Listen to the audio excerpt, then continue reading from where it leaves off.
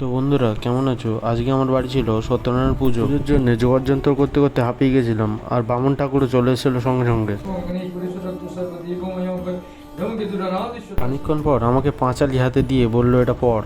পাঁচালিতে খুব শুদ্ধ ভাষায় কঠিন ভাষায় লেখা ছিল, পড়তে অসুবিধা হচ্ছিল কিন্তু পড়তে বেশ ভালোই লাগছিল। দেখতে দেখতে খানিকক্ষণের মধ্যে পুজো শেষ হয়ে গেল, আর এখানে আমার দাদা সবাইকে প্রসাদ দিচ্ছিল। আর আমি যাবো একটু কেবিলের অফিসের দিকে। ওখানে সবাই প্রসাদ খাওয়ার জন্য ওয়েট করছে, ওদের জন্য আমি একটু প্রসাদ নিয়ে যাব।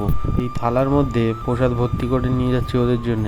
আজকে মোটামুটি গরমটা কমই আছে, কারণ কি আজকে একটু হাওয়া বাতাস দিচ্ছে। গত দুদিন যে গরম পড়েছিল মানুষের মাথা খারাপ হয়ে গেছিল। এবার মনে হয় পশ্চিমবঙ্গে আর থাকা যাবে না, এটাই ক্রিটিক্যাল অবস্থা। গরমকালের সময় মনে হয় কাশ্মীরের দিকে গেলেই ভালো হয়, কিন্তু ওখানে গেলে আবার গুলি খেয়ে মরে যাওয়ার ভয় আছে। এই মরুভূমি ধরে হেঁটে গিয়ে পৌঁছে গেলাম কেবিলের অফিসে। প্রসাদটা দেওয়ার পর এদের রিয়েকশনটা দেখো।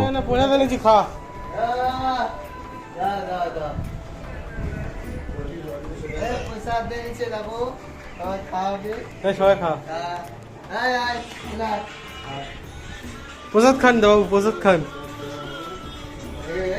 ব্লগটা এর বেশি আর আমি বানাতে পারিনি। এবার দেখা হবে নেক্সট ব্লগে।